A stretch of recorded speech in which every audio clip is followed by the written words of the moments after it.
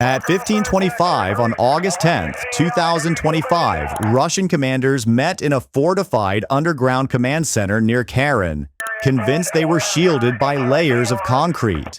But minutes earlier, a single F-16 had already lifted from a mobile base, armed with two 454-kilogram JDAM-ER bombs. The strike was timed for the very moment they gathered around the table, turning their confidence into a trap. How does one moment on one afternoon collapse a command backbone, stall 8 entire fronts, and trigger 72 hours of paralysis across them?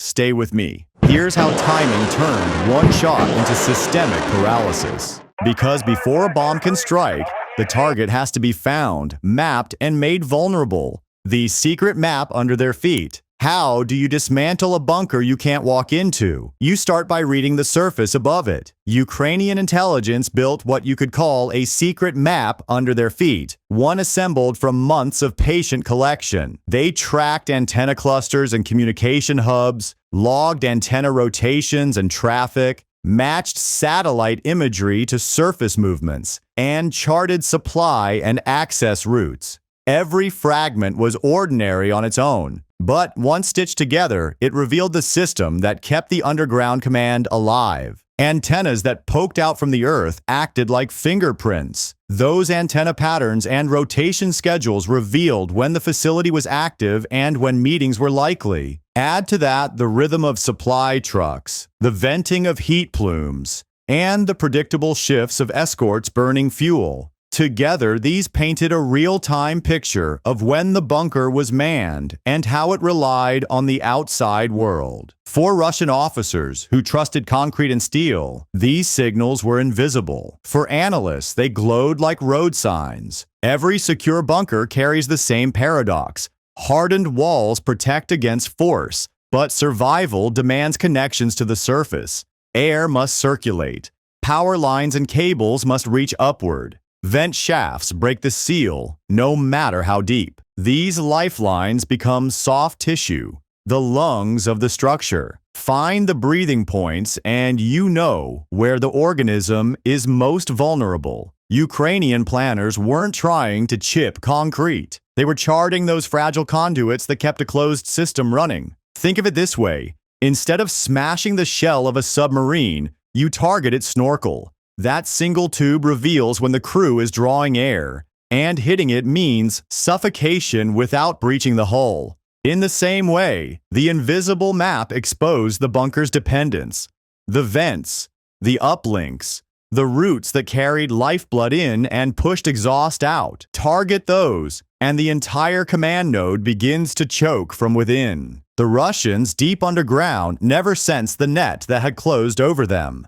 To their commanders, concrete meant invisibility. What they could not hide was the constant pulse of radio dispatches, the infrared trace of vehicles and service doors, or the vent heat spilling into the sky. Even camouflaged entry points didn't erase the larger picture. Each of those patterns locked another pin into the invisible chart, until the supposed stronghold was less a mystery and more a diagram etched across satellite feeds. This intelligence work wasn't academic. It decided where bombs would fall and whether they would cripple a command staff or simply scar dirt. Striking the roof of the chamber with high explosives would have been a waste. Precision data allowed the strike to punch directly through weak points, collapsing the lungs rather than scratching the armor. Months of surveillance compressed into a single line of code told the F-16 exactly where to climb, when to release, and how to angle the glide kits for maximum effect. This intelligence architecture was not just helpful background for the strike, it was the ignition switch.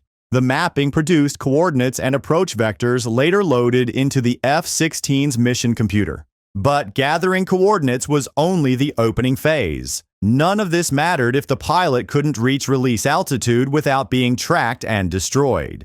The next challenge was far more immediate. Getting an F-16 across hundreds of kilometers of layered radar and missile coverage without being seen. Racing the radar horizon meant living inside seconds and meters. Every air defense in range scanned for movement, but survival didn't come from speed alone. It came from staying beneath the lid those radars could not see past. The F-16 skimmed nap of the Earth, holding just 50 to 60 meters above ground. At that margin, a small rise or dip could mean detection or disaster. The pilot threaded along valleys and cuts in the terrain, adjusting constantly. It wasn't about flying smoothly. It was about staying hidden in the cracks of geometry. The jet didn't rely on altitude alone. Under its wings were tools that turned confusion into defense. A chaff pod ready to scatter metallic fragments. The ALR-56M threat receiver to call out radar locks. And the ALE-50 towed decoy, glowing as a better target than the aircraft itself. Alongside, surveillance and decoy UAVs played their part, passing back radar updates, while some broadcast false contacts to clutter enemy screens. One manned fighter was never alone. It moved inside a cloud of electronic ghosts.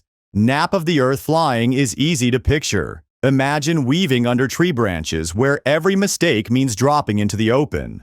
The corridor was never wide. It shifted as enemy radar arced and scanned, and drones above updated the safe path in real time. A tilt in a surveillance radar meant a change of course. A sudden antenna rotation meant the pilot eased a degree left or right.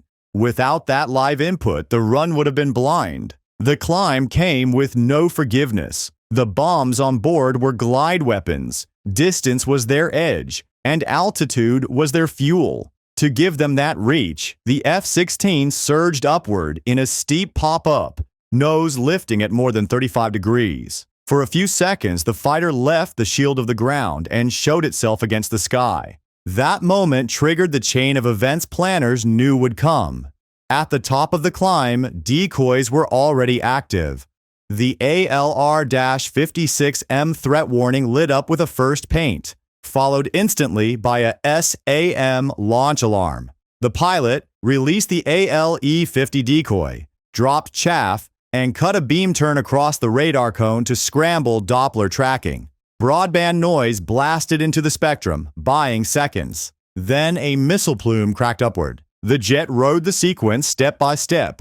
First missile pulled toward the glowing towed decoy, detonating harmlessly in the air. Second missile lost its track inside chaff and noise, burning out against a fading signature. Each defensive layer was a stall against physics, a race measured in heartbeats. The climb had been dangerous, but it was also enough. Once at altitude, the F-16 separated the bombs clean. Wings unfolded, guidance engaged, and the JDAM-ERs converted speed into glide range. The pilot immediately broke away, pulling down against the terrain again.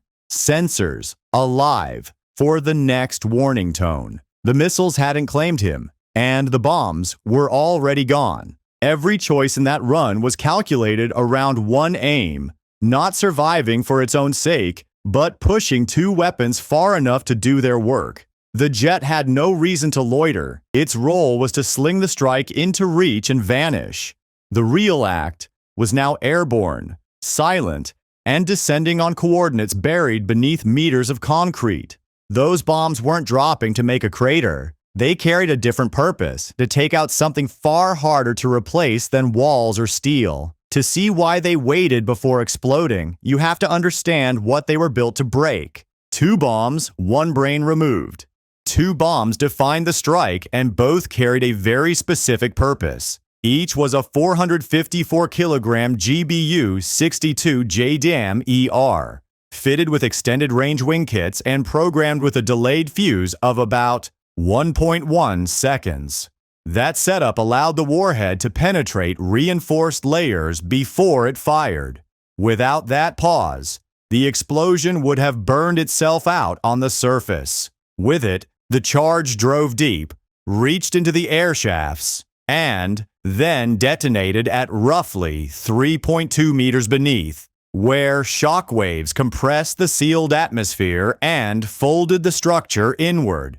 These weren't simple drops of dumb steel. Each bomb carried its own navigation package, marrying GPS guidance with inertial sensors. That redundancy mattered. Even if satellite updates shifted, the inertials kept the track true, resetting and correcting during flight. The pop-out wings gave them glide range from outside radar walls while still keeping pinpoint accuracy. Fuse timing, guidance, and glide worked together like linked gears. The first bomb hit near the ventilation axis that intelligence had highlighted.